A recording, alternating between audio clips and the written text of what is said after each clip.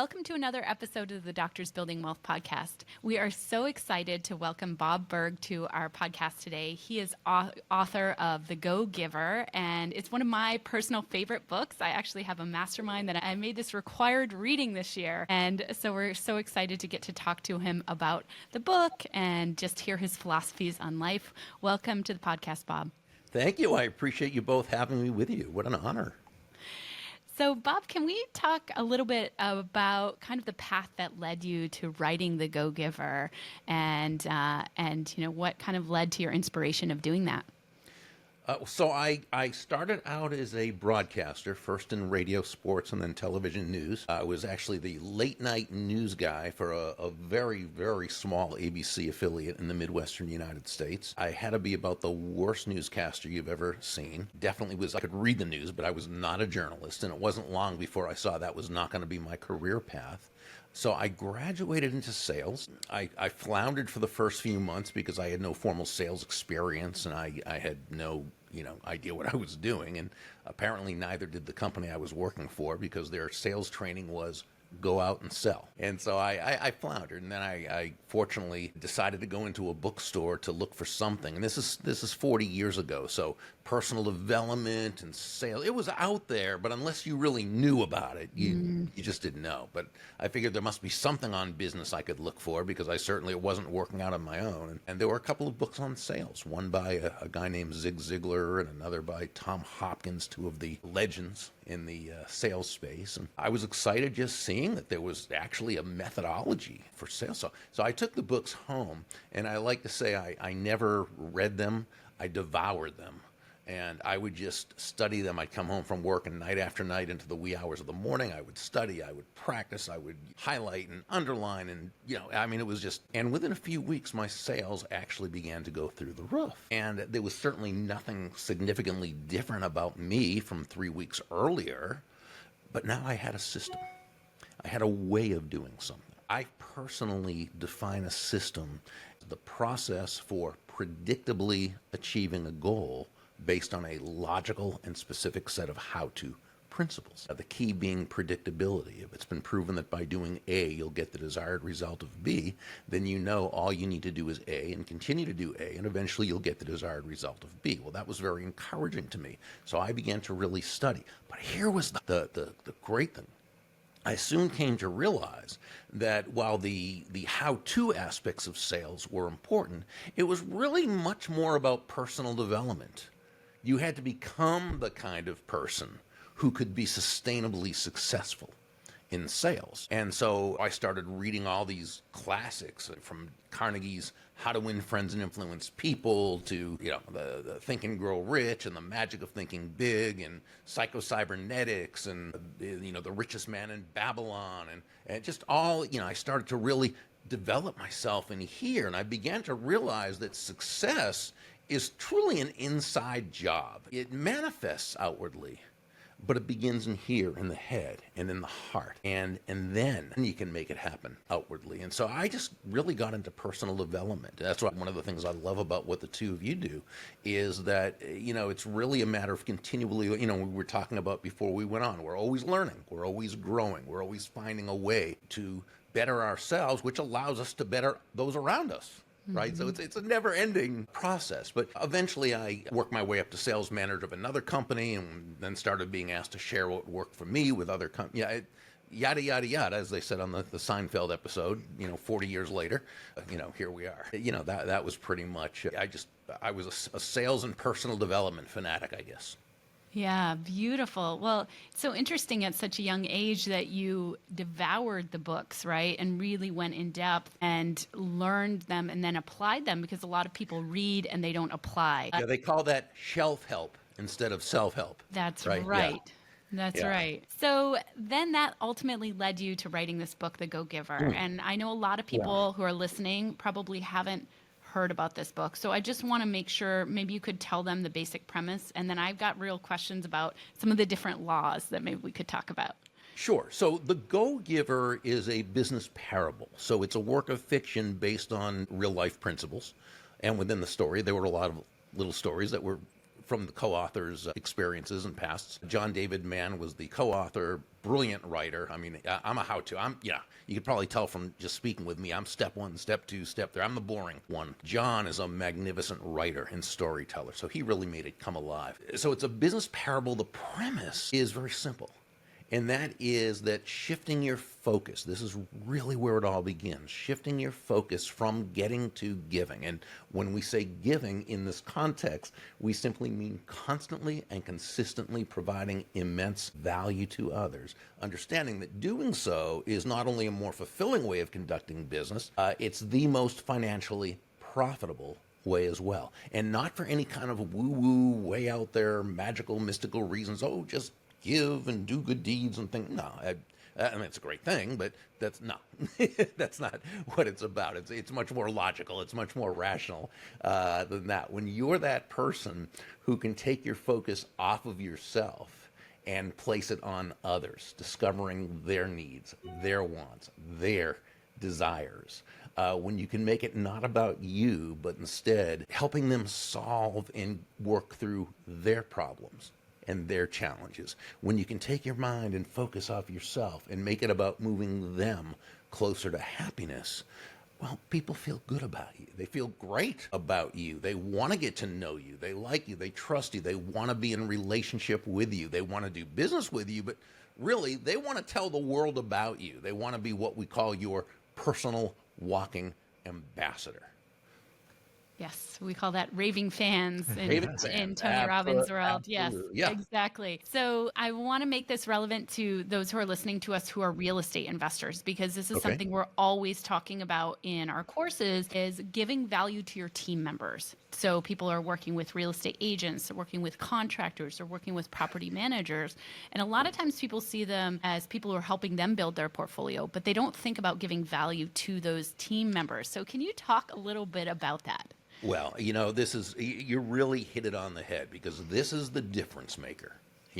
It's that because when you think about it, when you have a team working with you, okay, as an investor, let's say, you're the leader, okay? Well, people are not going to, I'm going to bring this back for 1 second let's bring it back to the sales vernacular, and then we'll place it into leadership. It's really the same thing. But when I used to speak at large sales conventions, I'd have a room full of sales professionals in front of me, and the first thing I would say is, nobody's going to buy from you because you have a quota to meet. And they'd all laugh. We'd all laugh because we know, it's not true. Anyone in sales knows they're not buying because we have a quota.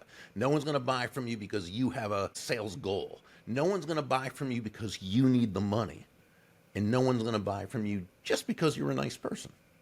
People are going to buy from you. They're going to do business with you because they believe that they will be better off by doing so than by not doing so.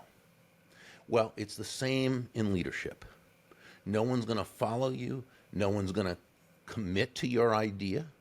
No one's going to want to do the best for you in partnership that they can possibly do because you want to make a good investment, right? Or because this is what you want to do, or for any reasons that are you focused, right? People are going to commit to you. They're going to go out of their way for you because you make them feel good about themselves. You help them to feel valued. You help them to feel part of it. And you're always looking for ways to bring value to them. That's right. That's right. It just struck me that, I was really looking at your laws in terms of entrepreneurship, but they are leadership.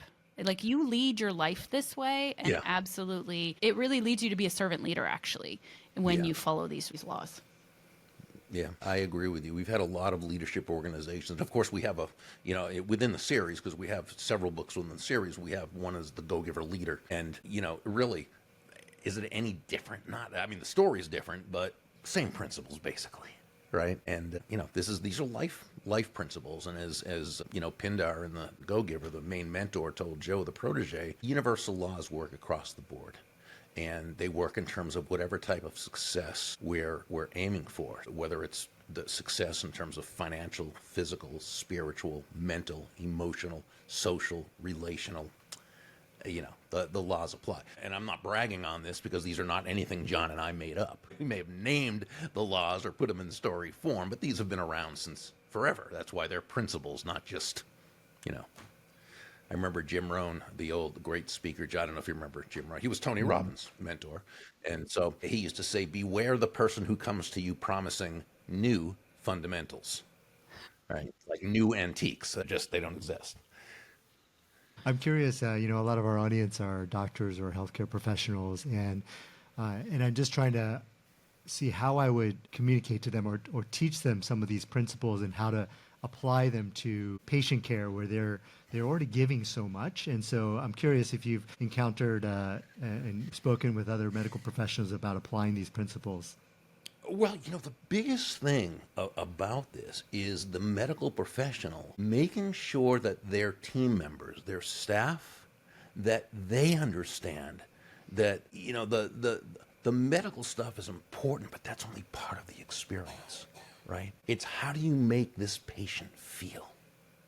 And how do you make them feel at every touch point? And, unfortunately, so many people have horror stories about, and I'll just tell you that, and again, we all have them. Every medical professional has heard them, but it's so important. And, I was highly referred to one doctor who I needed to have done a procedure on me, and he was just a joy. He was absolutely wonderful. And a couple of his assistants were as well.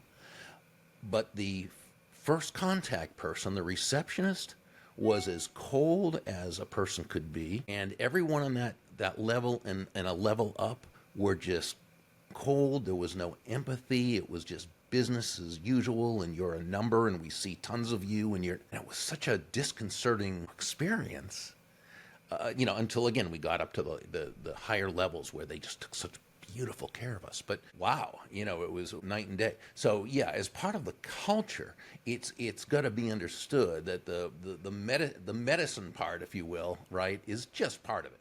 That has to be done great, obviously. But no, every customer, every patient they have to feel like they're the only patient. And of course, patients can be very difficult. And no one needs to be a doormat or anything like that. But there's a big difference between that and doing your best to make sure that person feels as though they are a valued patient and you see them as a person who has fears, more so in this case. They need to know that you care about them and that So, to me, it's something that should be very obvious, and yet I don't find that obvious in the medical profession a lot. And many people seem to agree, including people in the medical profession. Mm-hmm. I just want to also pull something out of there. This is not about customer service, guys. This is really about authenticity. And so that's one of the laws that I wanted to talk to you about, which I think relates to what the conversation we were just having about, the receptionist and how they showed up for you as a patient. So the law of authenticity is the most valuable gift you have to offer is yourself, right? It's not even about doing something. It's about being yourself there in a really authentic way, not faking that you're being a friendly customer service person. It's actually just about being yourself and really caring. Yeah. It's interesting with that. And first of all, and I totally agree with you. It's not customer service. First of all, it's more about the experience. Customer service is a baseline. But what's the experience you're providing by, and I always bring it back to, how do you make that person feel about themselves? Because if they feel good about themselves, they feel good about you. And that's when they're going to be your personal walking ambassador or raving fan. So sure.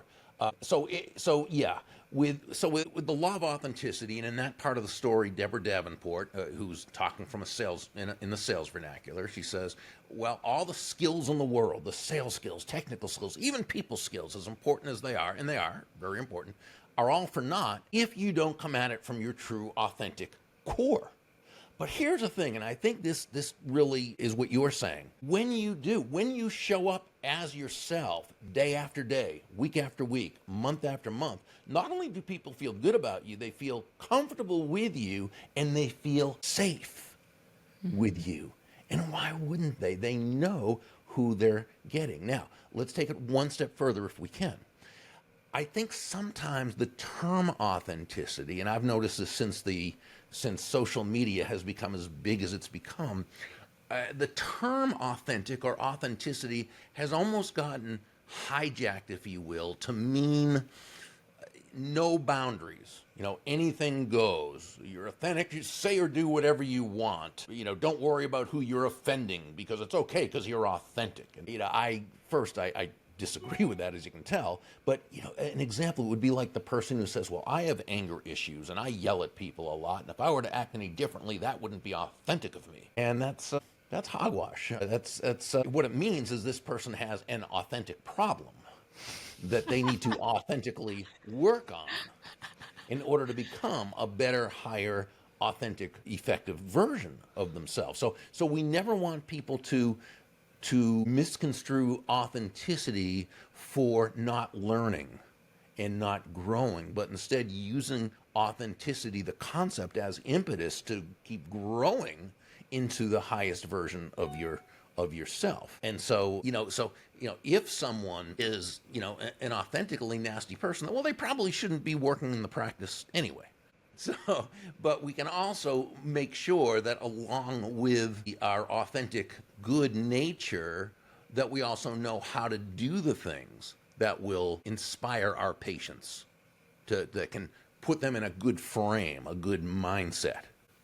It's interesting. I'm reading B 2.0 by Jim Collins right now, and he's talking about leadership, and he's talking about the 7 core things that really make for a great leader. And number 1 is authenticity, which is realness, right? Being real and who you actually are, and showing up with that level of transparency and vulnerability and humility. Humility, yeah. Yeah, and so I love that authenticity. Do you feel like there's some element of that law doesn't mean you have to do certain things, like you have to do, but rather be? Do you have a sense, is there any piece of that in there? Well, I think it's a combination. I don't think it's an either or, because you have to be that person. You just can't fake it for that. There are some good fakers out there, don't get me wrong. There are some con artists out there who do a really good job of it, but it's really difficult to sustain.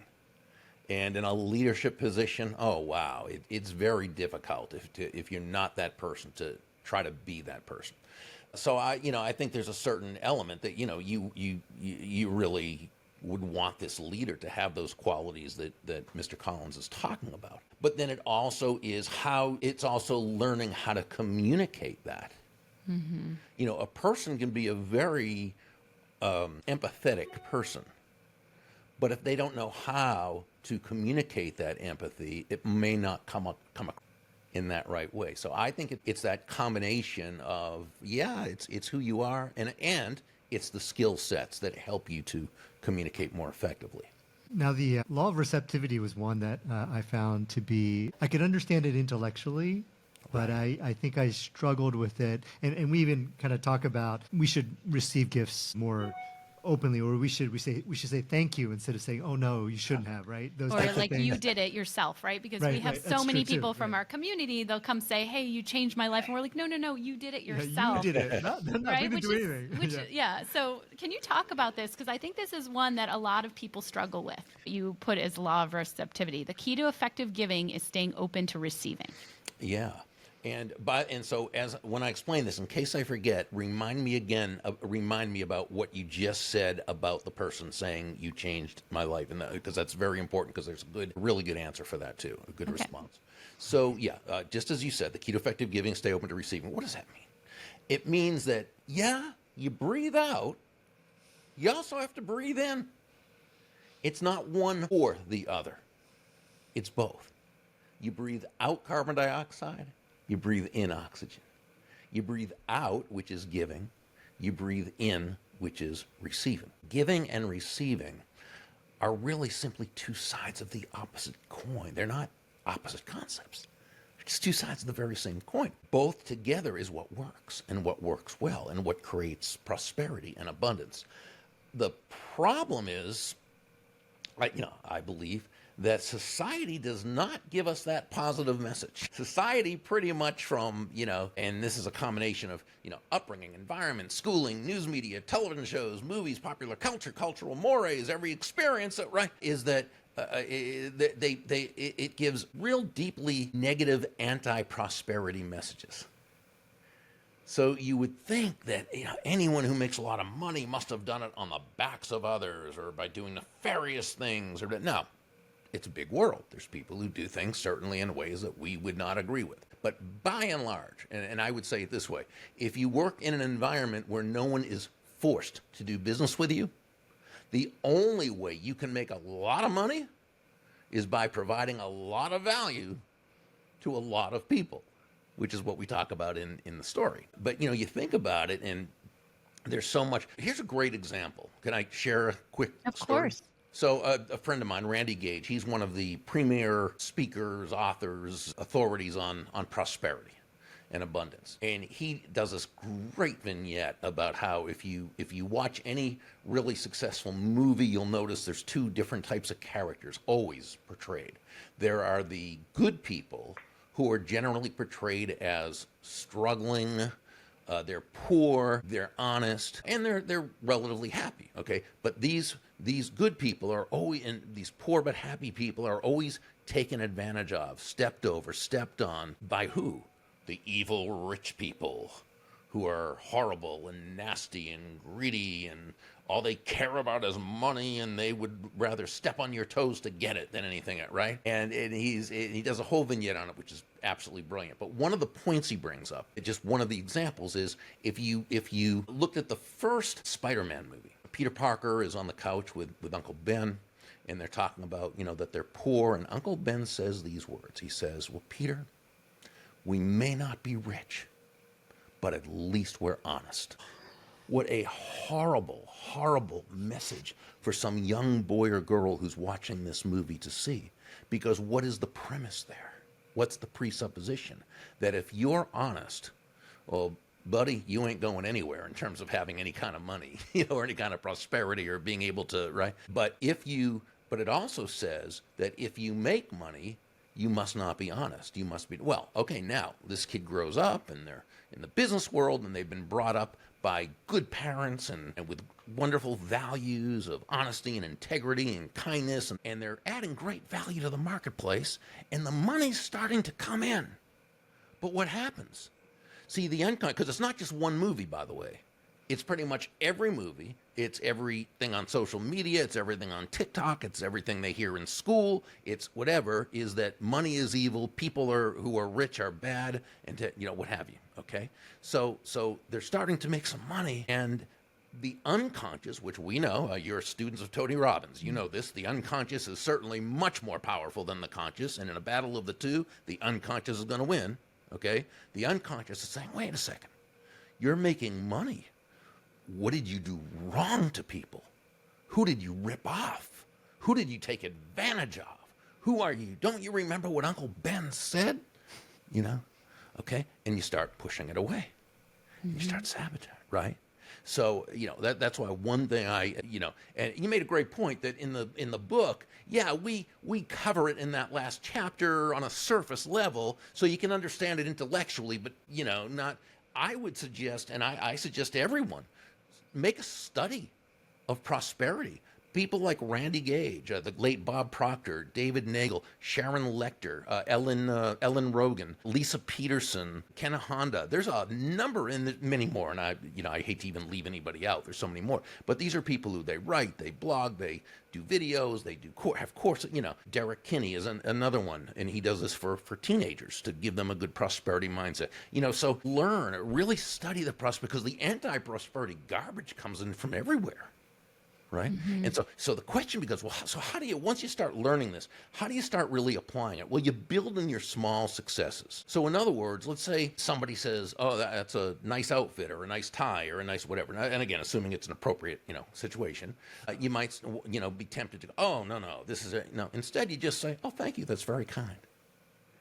Or you're at the Circle K or 7-Eleven or whatever, and you're about to pour coffee, and someone else already has a coffee thing, and they say, "Oh, may I?" And instead of saying, "No, I'll get it myself," you just say, "Oh, thank you, that's very nice." Or things like that. And this goes back to what you were saying when the person says, "Oh, that your information just changed my life." Okay, so if you just say, no, you did it all yourself, well, and as you know, you're not allowing yourself to receive, but you can say, "Oh, thank you. I'm so honored to know that you found value in it, and you're the one who really applied that information." So now you're doing both. right? Yes. And so we can do all these things, and as we do these, yeah, I'll tell you a big thing with me. When I was younger, my parents, whenever we go out to eat, or or if they went out to eat with another couple, or I had friends or whatever, they always paid. Okay, my dad always was the first to pick up the check. Now, my dad grew up very, very poor. Okay, my mom not so much so. She was middle class, but they came from really nothing, and they built a nice business together. Had a wonderful 65-year marriage before my dad unfortunately passed, and just lovely people. And I'm blessed and honored to have been their son. But so I think Dad always picked up the check because at a certain point he could, and that's all I ever knew, that he could do that. Now, as I'm older, okay, I'm now in the business world. I'm a young 20-something. I couldn't afford to pick up any checks, but I always did. For everybody. I would not let someone pay for me. Why?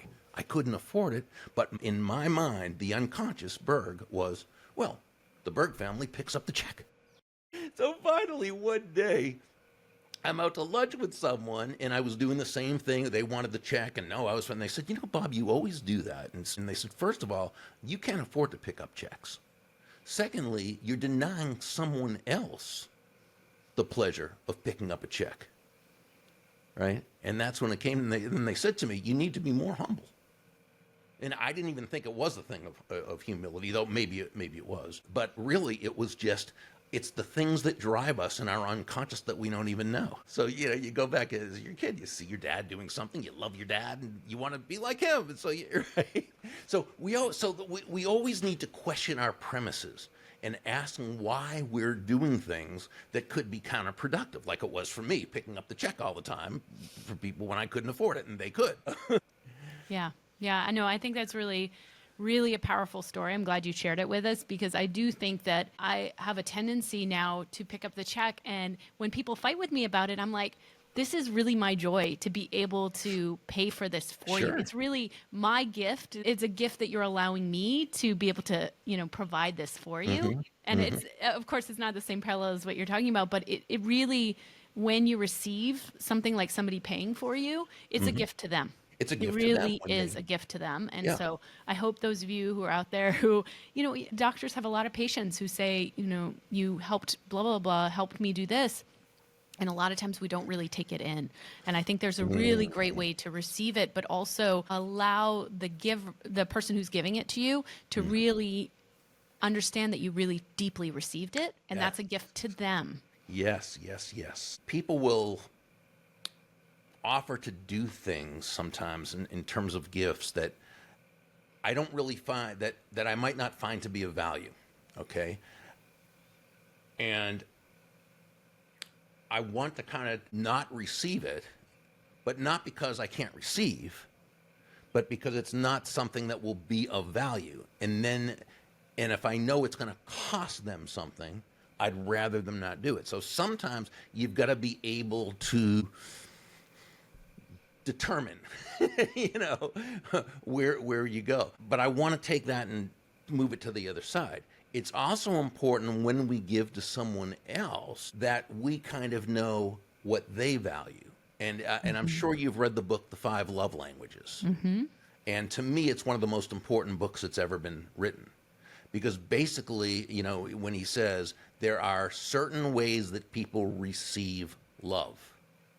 Well, we can say there are certain ways people receive value. And so, what is value? Well, value is the relative worth or desirability of a thing, of something, to the end user or beholder. Okay, what is it about this thing, this product, service, concept, idea, gift, what have you, that brings so much worth to the other person that they will be happy to receive it? And so if we want to give in the right way, we need to know about that. In other words, we don't want to give a gift that we would like. It's a gift that they would like.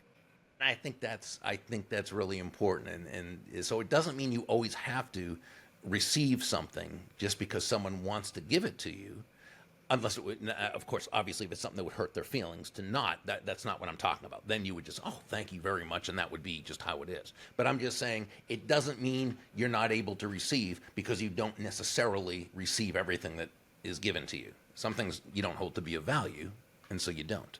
No, I think that's a great book for people to read. Of course, for their intimate partners, but in general, in business, in anything. Anything. Yeah, you got to know what drives the other person in order to be able to influence them. Likewise, you need to know how the other person receives love, receives value, to be able to really provide for them in a way that they're going to appreciate it and experience it fully. Yeah, this all goes into belief systems, which is that unconscious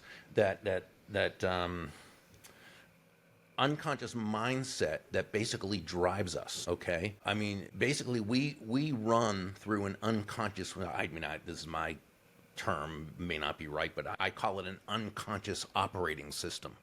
And this goes back to everything that we learned from the time we were babies, that we were obviously not able to check our premises and say, oh, is that correct? Well, where did they learn that from? Or what principle is that based on? No, we just assumed it was what it was, and we got it from everybody around us. Again, it goes back to upbringing, environment, schooling, the whole thing. But by the time we're little more than toddlers, I mean, our basic set of beliefs is pretty much etched in stone. And most people go through their entire lives thinking that they're making decisions based on out of strength and consciousness, conscious thought, when really it's within a matrix, if you will, if you remember that movie, right? It's within a matrix, only instead of machines, it's the belief system we were handed. Okay. And so it's a saying when we talk about the 5 love languages. Okay. And so we don't even know. So if our love language is quality time, which was one of the 5 love languages, we don't consciously know our love language is quality time. But if our partner's love language is gifts, which is another one of the 5 love languages, and they're giving us gifts when really we want her to spend more quality time with us, and she can't understand why when she's giving us gifts, which is her love languages, which she's not even aware that that's hers. But we remember, as human beings, we always believe that the way we see the world is pretty much the way everybody else sees the world. That's right. How could it be any different? It's all we know. So she's wondering why, we're not overjoyed about the gifts when really, when she's working 20 hours a day, right? And we're wondering why she's not sensitive to know that, if she really, really cared about me, she'd be spending a lot of time with me, not giving me these stupid gift, right? And so yeah, it's really important. I mean, that's why one reason I think that book is so important, because you've got couples expressing love in different ways that they don't even know that's what they're doing. Until we can make the unconscious conscious, we're never in a position of strength. Mm-hmm. Well, now we're going to ask the last 2 questions that we ask all of our guests. And the first question is, what is your definition of wealthy? My definition of wealthy.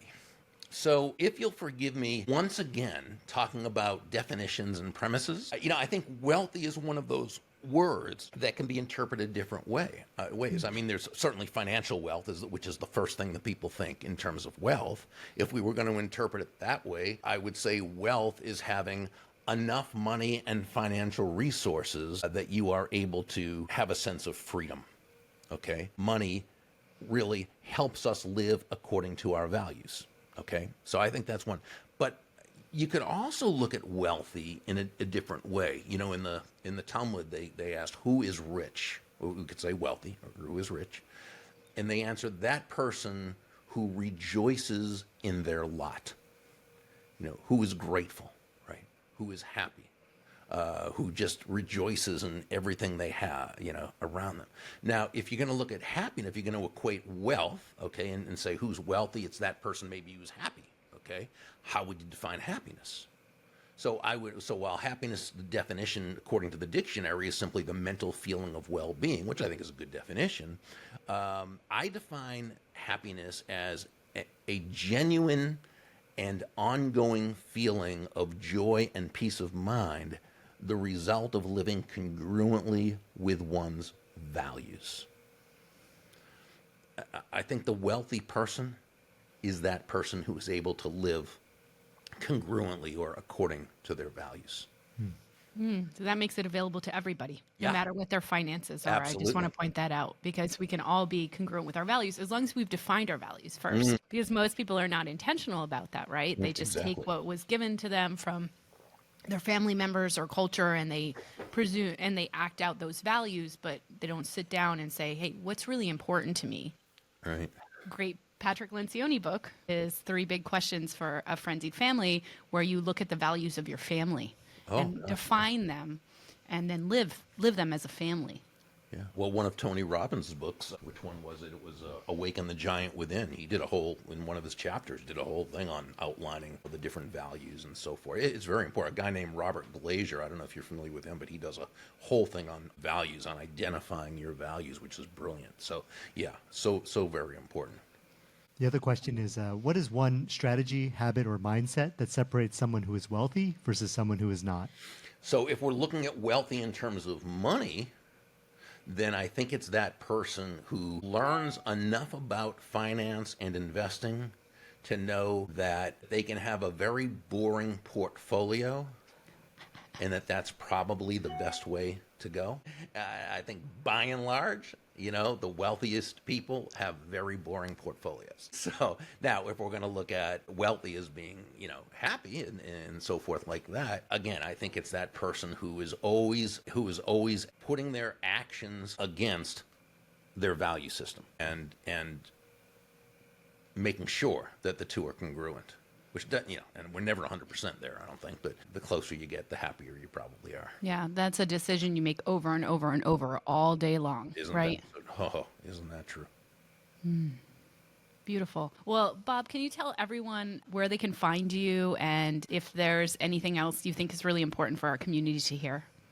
They can find me at Burg, and that's burg.com. And while there, they can subscribe, if they'd like, to my daily impact email, which I put out 5 days a week. And then we have a lot of other really cool resources. And so they can just come to burg.com and look around and have fun.